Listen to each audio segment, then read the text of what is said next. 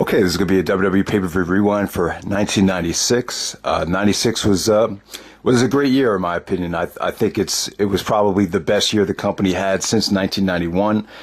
Things were definitely moving in the right direction. I would say that the improvement from 95 to 96 was probably one of the biggest improvements that the company experienced over a span of 1 year. Things definitely got a lot better. And then Shawn Michaels, this was the year of Shawn Michaels. This is, in my opinion, this was Shawn's best year by far. Possibly the best year anyone's had in the history of the business. I thought it was that good. I thought it was that important to the company. Just to show you how great it was, Pro Wrestling Illustrated magazine in 2005, they actually ranked the top 20 PWI 500 number ones. Like anyone that won PWI 500 and got the number one spot, they ranked them. And Shawn Michaels from 96 was number one, actually. And, so some people might ask why you would put it over some certain guys. I just think he was so important to the company because so many guys had left that he pretty much carried the company as far as everything, charisma, mic skills, match quality, main events. I mean, he really, even with Bret Hart's departure, he really had to pick up the scraps, and he was the man. He went through exhaustion. This title reign took a lot out of him. It was kind of like a ROH title reign, given how much it took out of his body and how emotionally wrecked he was by the time he lost his smile and had to forfeit the title in January of 1997. So. It took its toll on HBK. So let's get right down to it. I'm going to talk about the Shawn Michaels title reign first. Okay, so 1996, Shawn Michaels wins the Royal Rumble for the second year in a row. This wasn't as memorable as the 95 showing. In 95, he really went out there, competed the whole match, and really carried that whole match. Here, it was a little bit of... he was a babyface at this point, so there was a little bit more anticipation to see him win it. He entered at number 18.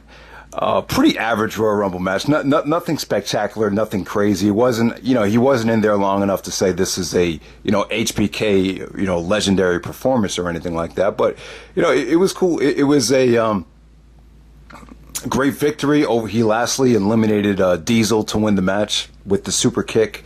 Kind of ended a little bit too soon, in my opinion, but just a very, very enjoyable feel-good moment there to see HBK, get the WrestleMania spot for the second year in a row. And it's crazy. From 95 to 99, Michaels and Stone Cold won every single Royal Rumble.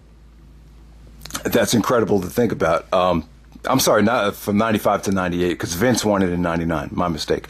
Okay, so the main event of the Royal Rumble, this actually went last. The Undertaker challenged Bret Hart for the WWF title. As you guys might remember, Bret defeated Diesel at Survivor Series, defended against the Bulldog in December of 95, and would face the Undertaker for the first time, really, in January of 96. I don't remember Undertaker and Bret ever locking up in a big main event match.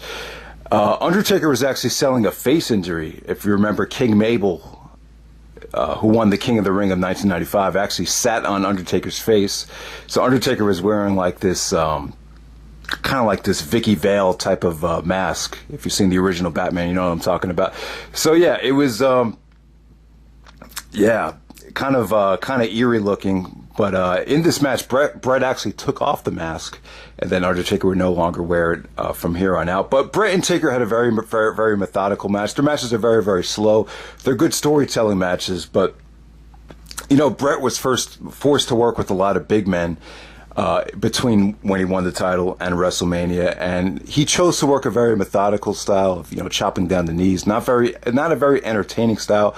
So I think there was a little bit of mixed feelings on Bret's style at the time, because Shawn Michaels was kind of taking it the opposite direction and relying on his speed and athleticism to beat big men. So here, Diesel actually comes out and interferes and costs the Undertaker the match. The reason why Diesel was jealous that Taker got the title shot against Bret, because Diesel was expecting to get his rematch at the Royal Rumble, so he actually gives the Undertaker the middle finger. I believe the first time anyone's ever gave the finger in the WWE at that point. So you can see the Attitude Era glimpses starting to come out. So Bret successfully retains the title, I believe, by disqualification. So we move on to The next pay-per-view, In Your House, Rage in the Cage. So at this pay-per-view, Bret Hart faces Diesel in a cage match. And I would say that this is probably their least memorable match. Very, very slow, very methodical. You know, I'm not a big fan of cage matches. You know, just a lot of trying to escape the cage and just slow stuff. You know, Bret's execution was good, but, you know, these two matches that Bret had on pay-per-view in 1996, I don't know. It was kind of, I think there was a little bit of discussion about, you know, whether Bret was the right guy to really, you know, be the man at the time. Because the matches were very, very different from the type of matches that Shawn Michaels would have had with them. So my point is, I could just tell watching these matches that you just felt like there is, a sense of urgency about where to take the main event scene. So with this match right here, The Undertaker actually pops out of underneath the ring, comes through the ring, and screws Kevin Nash, Diesel, out of the title. So Bret Hart retains. Like I said, guys, that was probably the least memorable of the Bret and Diesel matches. You don't really hear anything about it. So there we go with that. So Bret Hart successfully, you know, secures himself the champion on the way to WrestleMania. So we have a number one contenders match at the In Your House in February. Shawn Michaels actually defeats Owen Hart in a number one contenders match. Good match there, short, sweet, but, you know, Michaels counters the insecurity beautifully. The super kick was set up beautifully. Shawn and Owen definitely worked exciting, fast-paced matches. And this was no different. This is probably, I think, the best that they've done together right there. So we move on to WrestleMania 12. We have Undertaker actually takes on Diesel. You know, you get two big men going at it right there. There's a lot of heat, a lot of animosity there. They screwed each other out of titles. The Undertaker is playing mind games with Diesel. You know, the Diesel actually found a replica of himself in a casket. So tons of mind games being played. It was pretty well built up. Diesel and Undertaker had a good match, but, you know, it wasn't great. It was it kind of got slow in the middle of it. I wouldn't say it's one of the Undertaker's best matches, but, you know, at the time it seemed like a big deal. But at the end of the day, I would say that the Taker-Diesel match sounded better on paper than it actually was. Undertaker goes over Diesel. As we know, Diesel and Razor Ramon are on their way to WCW by this point. I believe they had already both given their notice. So things were winding down there. So let's get on to the Bret Hart and Shawn Michaels. Roddy Piper actually made this an Iron Man match. Piper was actually the, I believe, the commissioner at the time, or some sort of role as a serving president. I'm not exactly sure what the title was, but yeah, the Iron Man match. I love the build up to it. The stuff that they did out of the, you know, away from the WWF was great. Some of the promos that they cut in the ring were kind of corny. I remember Bret Hart's line about, I'm like the little Energizer bunny. I just keep going and going. There's a little bit of too much ass kissing because you had two baby faces going at it, but I really enjoyed the, you know, the Rocky-like build up here with a lot of training scenes. You know, Shawn Michaels running up the bleachers, training with Jose Lothario, doing upside down, you know, pull-ups. Bret Hart running in the ice, which he was disappointed that the WWF chose to air that footage because he was running kind of slow to protect himself in the ice. They showed Bret getting stretched out by Stu. So Bret was really, you know, kind of an example of Bret just looking too much into how the WWF was booking the build-up to the feud. He thought Shawn Michaels was made out to look like a Superman, and he was kind of made to look out like a washed-up wrestler that was kind of past his prime. But I don't know. I think that's looking too much into it. But, you know, the fact that they had an Iron Man match, I think it was a lot to ask for. I think they wanted to protect both guys because both guys are very, very important to the company. It was a great way to keep both guys looking strong. Because if you didn't do an Iron Man match, there had to be a winner. So this way, if you do the Iron Man match, it kind of makes it look like Bret never really lost because Shawn didn't defeat him in the 1 hour. So you have 1 hour. Whoever gets the most pinfalls within an hour wins the match. This is kind of the most polarizing match on YouTube. I mean, people either love it or hate it. Even people that do like it or do praise it, they'll admit that they don't really want to watch it again because it's so slow in the beginning. But to me, it's kind of like a baseball game. Like I'm a huge fan of baseball. I've kind of, my love for baseball has kind of been rekindled over the past couple of years. And with baseball, it's a game of anticipation. Yeah, some innings might be slow, might be boring, but, you're always anticipating, what could happen at the end of the game or what's going to happen next. And I would kind of liken it to a great baseball game. It is. I mean, you have to keep in mind, no one had ever done an Iron Man match before, so I think it was very important for both guys not to overdo it and, blow up during the match. I think they needed to, wrestle a safe pace for at least the first half of the match, and that's what they did. But the momentum and the anticipation kept building and building and building. Bret's execution in this match was flawless. I think Bret Hart's conditioning is kind of underrated here. I've never seen him look better. And Michaels was awesome as well. I mean, some of the aerial stuff that Michaels did in the second half of the match was really just amazing to watch. I mean, it was great. So without a doubt, I would still say that, it just took you on an emotional roller coaster of a ride. And, for my money, I still say it's the greatest WrestleMania main event of all time, match of all time. But, some people, it's not for everybody though. There are people that are going to be bored within the first 15 to 20 minutes of the match, but, it is what it is. Shawn Michaels wins the title. He won it in extra innings, overtime. Maybe about 2 minutes into the overtime, Michaels hit the super kick. He actually super kicked Bret twice and won the match. Bret was very, very disgusted. Shawn actually said to Bret, tell Bret to get the fuck out of the ring so I could celebrate. I guess Bret wanted to shake his hand or do something, but Shawn just wasn't with it. So there's a lot of negative things that Bret feels about the match. He really feels like there was a lot of things wrong about it. Just didn't like the way Michaels acted, and it was very, the storyline was that Bret was supposed to be bitter. He was supposed to be bitter, but I just think the bitterness was real. It was so real that it really carried over into when Bret Hart returned. So Bret Hart took 6 months off, tried an acting career. He was trying. I believe he was trying to play like a cowboy. And didn't work out for him. So he took about 6 to 7 months off and came back to Survivor Series. But I think Michaels at that time was kind of disappointed that Bret would leave, because I think it's very, very important for the guy that loses the title, for him to stay and play a supporting role. I definitely think it helps the champion and it helps the company. It doesn't put you in like crisis mode. But when Bret left, it was a huge missing piece, because he left along with Diesel and Razor. So Shawn was kind of, was kind of by himself, and the stress kind of like piled on, during that year. So I think Shawn was upset about that. And then Bret Hart naturally was kind of bitter, because I think he felt like the Shawn Michaels push came a little bit sooner than expected. I think Bret had always intended on dropping the belt to Shawn, but never in the fashion that he did and so quickly. It just the timing was just kind of off for both guys, because Bret still wanted to be the man, and at that time Shawn had this mindset that, like, if you become the man, then you're the man. There's not, I'll drop the title to you here and I'll drop the title back to you at this WrestleMania. That wasn't the mindset. The mindset was that, you're still going to get the Hulk Hogan, 3 to 4 year title reign. So I think that's where a lot of the animosity and the jealousy, started between both guys. And like I said too, it was a different style.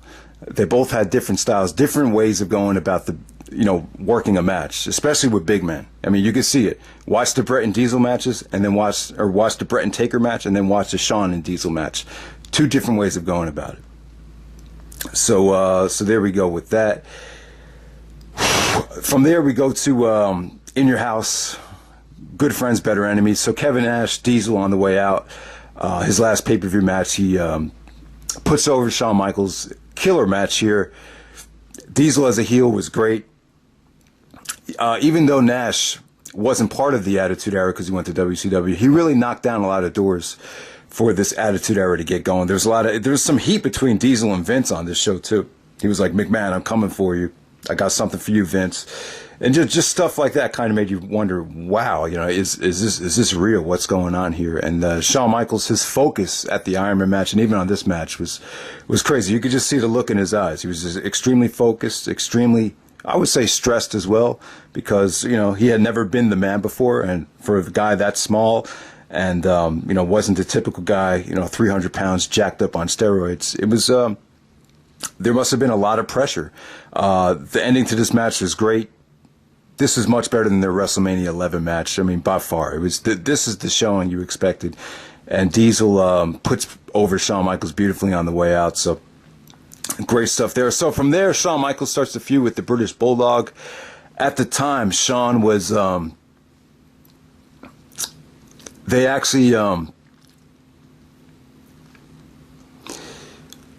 It's kind of like a defamation of character type of thing where I think it was either Cornette or Diana, Davey Boy's wife, insinuated that Shawn was trying to sleep with her while she was married to Davey Boy, and that Shawn Michaels was going after her, and Shawn Michaels thought he was being wrongly accused.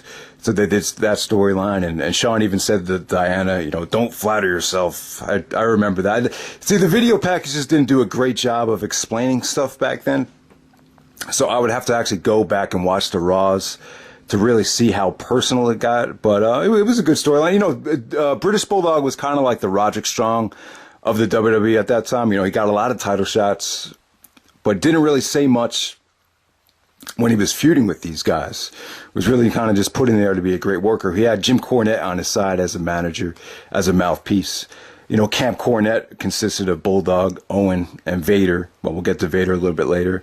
But kind of weird. At the Beware of Dog in your house in May of 1996, the power went out during the Stone Cold and Savio Vega strap match. So the power didn't come back on until the main event. So I think you did get to see the main event between Shawn and Bulldog if you did order that pay-per-view. But if you watch it on WWE Network, the whole thing is whacked out of order. So they go on second here if you watch the WWE Network pay-per-view. And, kind of an average match. This wasn't one of Shawn Michaels' better matches during his title reign. This is probably the weakest match. This was just to get to King of the Ring. Shawn Michaels actually does a German suplex, and then we get a double pinfall with, one referee saying that Shawn won, one referee saying that Bulldog won. So then that sets up the King of the Ring match. And I thought Shawn and Bulldog had a crazy, underrated match at King of the Ring. Just got a lot of time. Michaels brought his A game. Davey Boy has always been a great worker. And these two guys just went out there and delivered one of the most underrated title matches ever. Shawn Michaels goes over with the super kick, but Shawn did make Davey look strong, and just thought it was a really, really crisp, really sweet, really entertaining, long, and grueling match right there. The King of the Ring 1996. So from there, Vader comes out at the end of that match, and along with Owen Hart, who was doing commentary, great commentary by Owen and Bulldog, and they beat up on Shawn, and that kind of, sparks, and Ahmed Johnson comes out, Ultimate Warrior comes out. So originally we were going to get a 6-man tag at the International Incident pay-per-view in Vancouver, British Columbia, Canada, at the July In Your House. Ultimate Warrior left the company, so Psycho Sid replaced him. Sid was getting hot. Him and Michaels seemed like they were great friends. And so Vader actually goes over Shawn in that tag match at International Incident with the help of Jim Cornette. So Cornette and Vader really pushing for a title shot. So Vader gets the title shot at SummerSlam. Shawn Michaels goes over Vader at SummerSlam, but the match is restarted like a million times because Vader gets disqualified. Shawn gets counted out, or Shawn gets disqualified. But Cornette insists that the match be restarted over. Shawn always agrees, and eventually he actually goes over Vader with a moonsault. It's weird in this match. Vader and Shawn Michaels, you could see there was a little bit of miscommunication. Shawn got kind of frustrated, started throwing a temper tantrum because he looked like he was going for his flying elbow. Then he didn't do it and just stomped on Vader, and then he just sort of throwing a temper tantrum on outside of the ring. And there's even a YouTube interview where Vader actually talks about this. about how difficult it was to work with Shawn Michaels. Originally, I heard Vader was supposed to win at SummerSlam, and then Shawn was going to regain it back at the Royal Rumble or whatever. But instead, Sid was actually the guy that got that spot. So, it is what it is right there. So Shawn goes on to defend the title against Mankind at Mind Games, In Your House Mind Games in September of 1996. And God, these two guys just had an incredible match. Foley, as we all know, wrestles a very, very reckless, different style. I believe this was no holds barred, so very, very violent, very creative. Shawn always felt like he needed an extra edge, and this is the match that he was able to experience that by just doing a lot of vicious, violent things to Mankind, like tangle him up in the ropes, like suplex him ankle first into the steps. The table spot there was incredible. That was probably the sickest table bump the WWF had ever done up to that point. The crossbody off the top of the table, the super kick spot with the steel chair. I mean, it was a sight to see, especially for that time. The ending was kind of a big schmoz with Sid coming out and throwing those goofy punches and Undertaker popping out of the casket to set up the Buried Alive match of Mankind. So probably one of the best DQ endings to a title match you'll ever see. This match right here, along with Angle and Austin from SummerSlam 2001. I'd probably say those are the best two matches ever that ended in a DQ for the title. So Shawn Michaels actually faced Goldust in a dark match at the next In Your House at Buried Alive. So we can't really talk about that. But then Sid actually won a number one contenders match at Buried Alive against Vader, which was surprisingly good. Sid was just getting over. It looked like he was back on the juice, but he looked good though. He had an intimidating look, the psycho look. Not a great wrestler. When he wrestled, he looked like he was constipated, but Sid really connected with a lot of the smart marks. He just had a cool look, a cool gimmick, and the fans really got behind him. And this was probably, in my opinion, this is a bigger achievement for Sid than WrestleMania 8 against Hogan or anything he did in WCW. This, I wouldn't mind if the WWE puts him in the Hall of Fame just because of this. He wrestles in a sold-out Madison Square Garden. With this match had a lot of hype going into it. I remember I had some older friends that were in high school at the time that were kind of bragging about that they were going to the show because they had box seats. So my point is the business was getting hotter. People were excited about this match. And this was John Cena before John Cena. Michaels, I think people... Now, it's crazy because Michaels is a great worker. We all know that. But in this situation,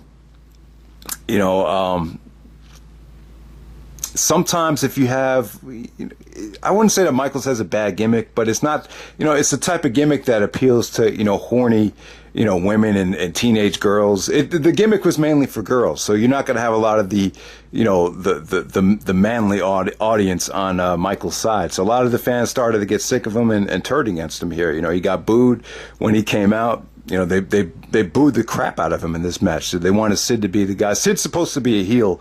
He actually turned on Michaels leading up to the match. It's supposed to be a face versus face match, but then Michaels took a lot of abuse from Sid leading up to the match, and then Sid officially, turned heel by hitting Jose Lothario with a camera. That really got his heel turn off to a hot start. But even though he's a heel, he's like giving everyone a pound and celebrating like he's a face. So it was kind of weird, the flexibility that they gave the Sid character. But I thought this match at Survivor Series was great. But definitely the best match Sid ever had. Just really entertaining. The atmosphere and the execution of the booking was just flawless. So Sid wins the title here. Basically, Shawn Michaels is more worried about Jose Lothario getting hit by the camera than actually winning the match. And then when Sid wins the title with the powerbomb, Sid just has the perfect theme music for this situation. It was just a combination of just chaos and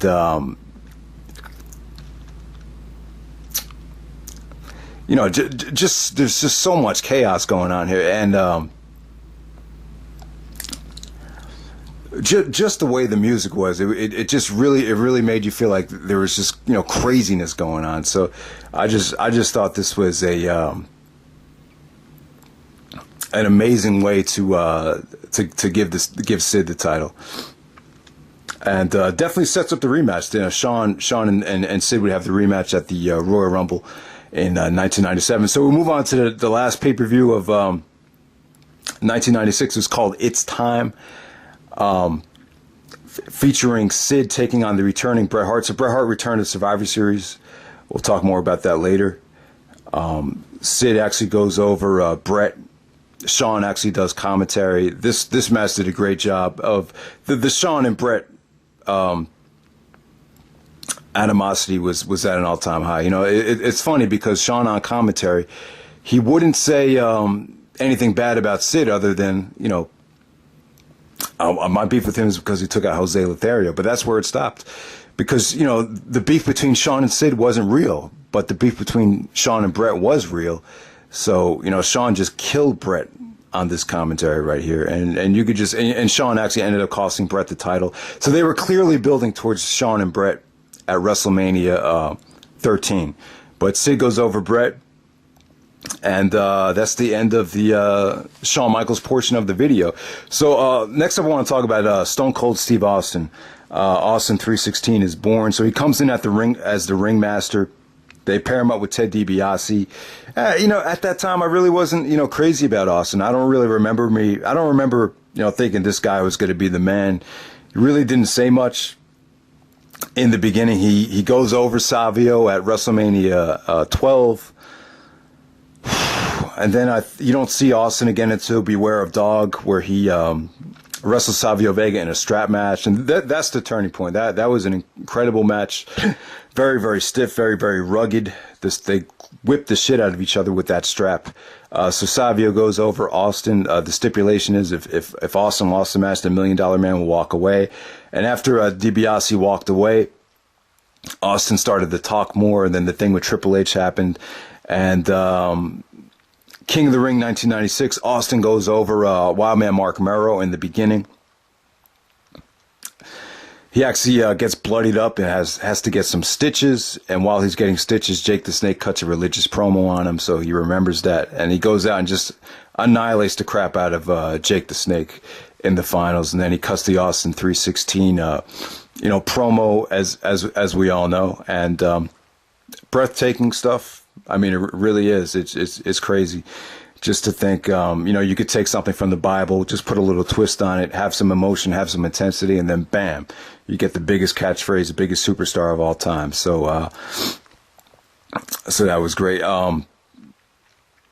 Austin finally got the new theme music in October when he wrestled Hunter Hearst Helmsley, Triple H, at the opener of Buried Alive.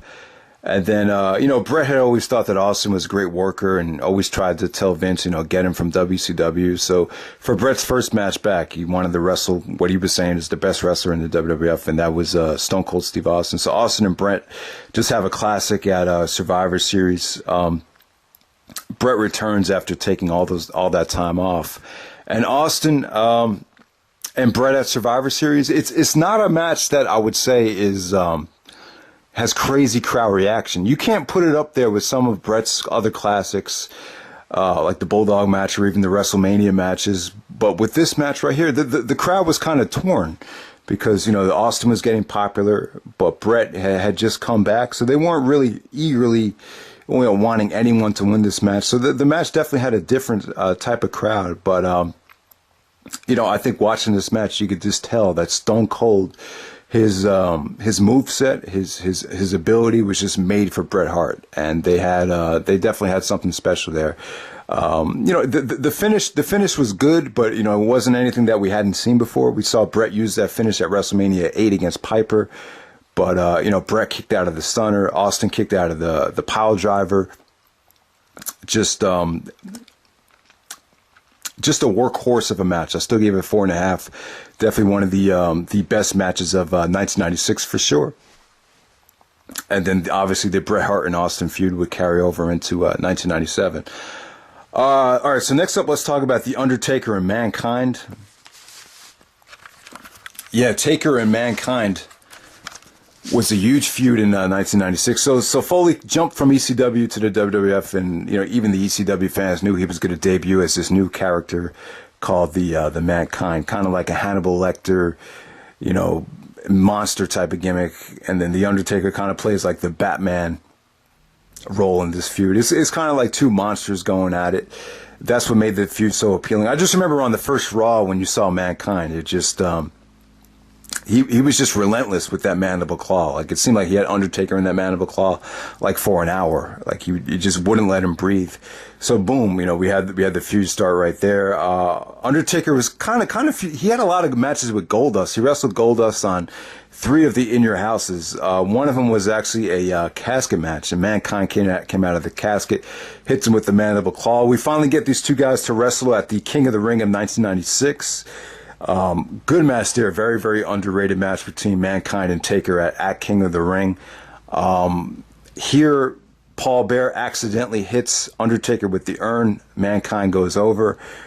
Good match, man. You could definitely tell Mankind is bumping for Taker the way no one's really ever did in any of these matches. So the matches definitely have a hardcore edge to them.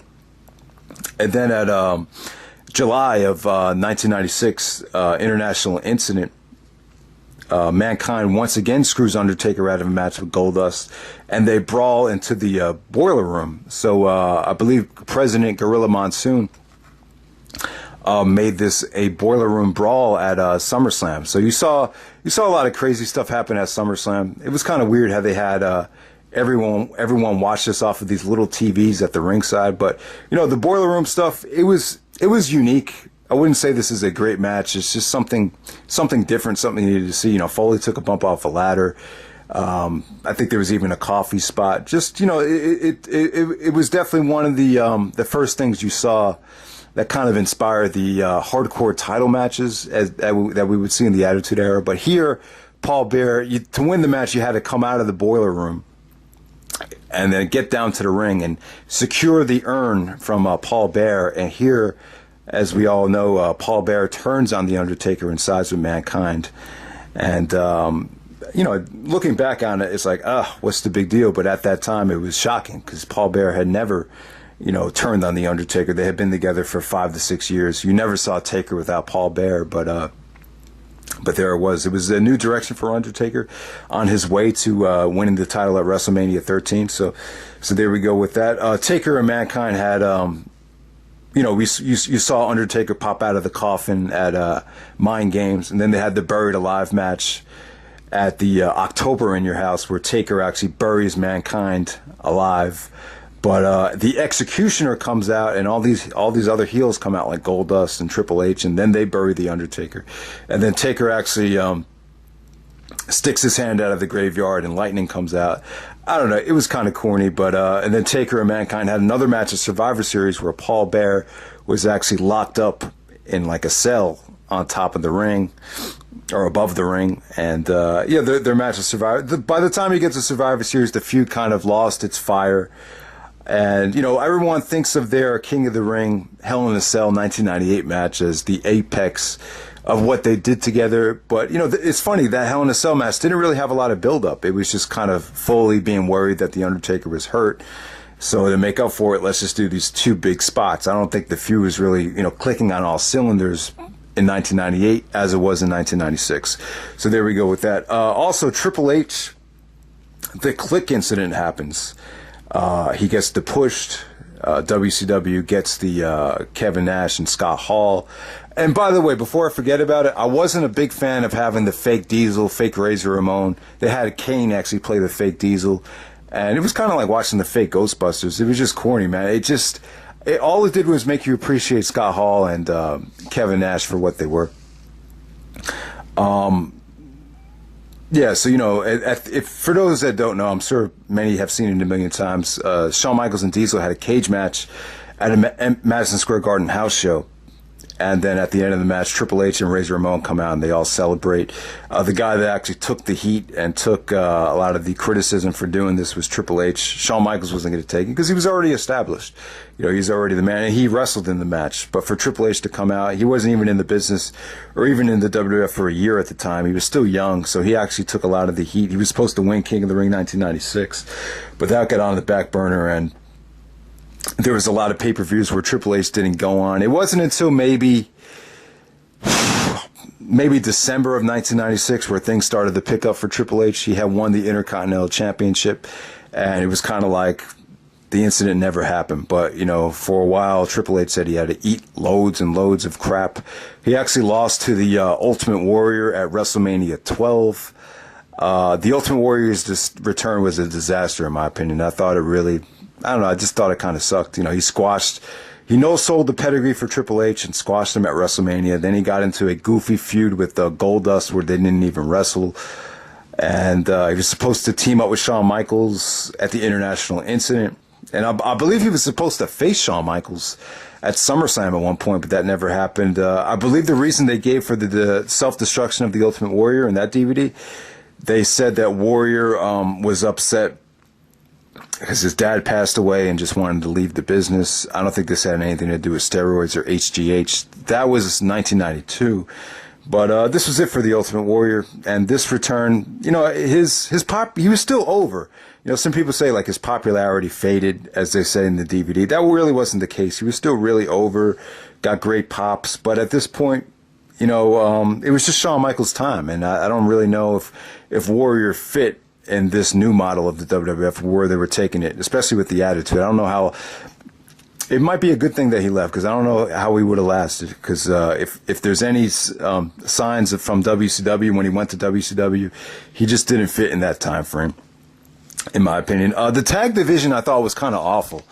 You know, the one thing that kind of saved it was Sonny. You had the Body Donnas. I believe Chris Candido was in there. Billy Gunn was actually part of the Smoking Guns. You had the Godwins. You had the New Rockers of Al Snow and Marty Jannetty. I just thought it was a boring tag division. The matches never really went anywhere. The only thing that really kept people engaged was just Sonny kind of acting like a bitch on the outside. You know, Sonny was great. I'll talk more about Sonny later, but yeah, the women. Let's just talk about the women. I would say that 1996 was probably the best year for women. I think 2001 was a great year too, because you had Tori Wilson debut with Stacy, and then you had Lita, Trish, and I mean it was just an incredible amount of you know, great looking women. But 1996, you know, you had three really hot women here, and they were kind of using them to appeal to kids and not appeal to kids, but to appeal to the male demographic. I believe Sonny actually. At the time, there was no internet. It was called America Online, and she was like the most downloaded, most searched woman on America Online, even beating out Pamela Anderson and stuff like that. So Sonny, you know, she had a great personality. I thought she was really energetic as a manager. I thought she was great. I felt like she had great looks. You know, she probably didn't have the body that Sable had, but she just had a beautiful face and really good looking and really energetic. Sable just had an incredible body, I would say. You know, she had the breast implants, but she was just really toned, really ripped, and really, I mean, really, you know, she was in Playboy in the Attitude Era, and then there was even some people that thought, you know, Sable had a big ego, and she thought she was solely responsible for the WWF just becoming huge in '98 and '99, but. You know, they definitely used Sable to promote, you know, sexuality, as we would see as the years go on. But in 1996, she was very shy. Even Vince said at the time, she was more humble. She was a great person. She managed the Wild Man, Marc Mero. But Marlena, you know, Terry Runnels to me was always very underrated. You know, I always thought she got too much crap from guys saying, "Love, she wasn't that hot," but I thought she had an incredible body, and. Yeah, she was actually with Goldust at that time. The Intercontinental Championship picture, it was kind of crazy. I remember Ahmed Johnson and Goldust being a really good feud. You know, they did some really shocking and controversial things on Raw. So Goldust was the IC champion for the first half of the year. Then Ahmed Johnson actually beat him for the title at King of the Ring. But I remember there being a match on Raw where Ahmed beat Goldust. But if you look in the history books, they don't have that marked down. So I don't know what happened there. Maybe someone could explain that. But when Farouk debuted, Ahmed Johnson and Farouk were supposed to have a huge feud, but Ahmed got injured. The title had to be put up in a tournament. I believe Marc Mero won the tournament, and then maybe Goldust won it back. And then eventually Triple H ended up as the Intercontinental Champion by the end of the year. So the Intercontinental Championship picture, it was good, but not great. I really felt like Goldust and Ahmed Johnson had some really strong matches for the Intercontinental Championship in retrospect. Let me give you the top 10 MVP candidates. Number 10, I go with Owen Hart, the Slammy award-winning Owen Hart. Number 9, the British Bulldog. Number 8, Goldust, who really brought a lot of, like I said about Goldust, he brought an added dimension of, shock value and freshness that the WWF had been missing. And he was a good wrestler too. The parking lot brawl with Piper wasn't great, but it was entertaining at the time. Number 7 to go with Psycho Sid. Sid has a lot to be proud of. For him, the main event, Madison Square Garden, have everyone cheering for him as a heel. I think that moment's good enough to get him into the Hall of Fame. Number 6, I'm going to go with Vader. Number 5, Mankind. Number 4, I'm going to go with Bret Hart. A down year for Bret because he missed a lot of time, but in 1996, he was as good as ever. He had the Iron Man match with Shawn, had the great match with Stone Cold at Survivor Series. So still good enough to be number 4. Number 3, I'll go with Undertaker. Number 2, I'll go with Stone Cold. And number 1, obviously, I'm going to go with HBK. Top 10 matches of the year. Taker and Mankind from Buried Alive. Number 10. Number 9, going to go Camp Cornette versus Sid, Ahmed, and HBK from the International Incident. Number 8, Shawn versus Sid from Survivor Series. Number 7, Shawn versus Vader from SummerSlam. Number 6, Shawn versus the British Bulldog from King of the Ring. Number 5, the Stone Cold Savio Vega strap match. Number 4, Shawn versus Diesel from In Your House, Good Friends, Better Enemies. Number 3, Stone Cold versus Bret from Survivor Series. Number 2, Shawn versus Mankind from Mind Games. And of course, number 1, Shawn versus Bret from the Iron Man match at WrestleMania. The pay-per-views this year, you had some really good pay-per-views. Nothing was awful. The In Your Houses are, they are what they are. They're kind of, you kind of just get those shows for the main event, and then you get a short, fun undercard. I would say the best In Your House of 1996 was...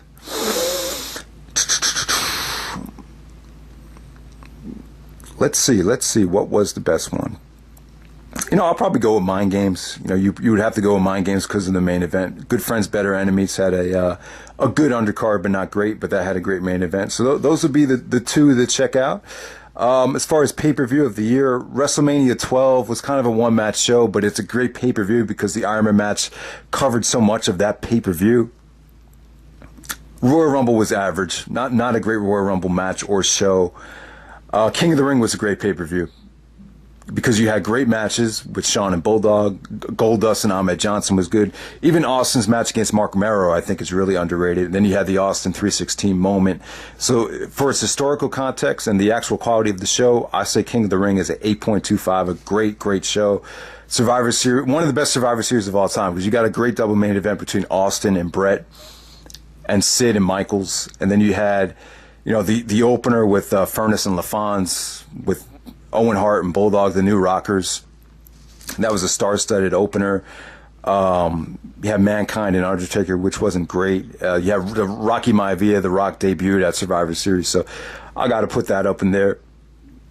And SummerSlam wasn't great, but Shawn Michaels and Vader really saved that show. So there we go, guys. That's 1996. Let me know what you guys thought, and I'll see you next time.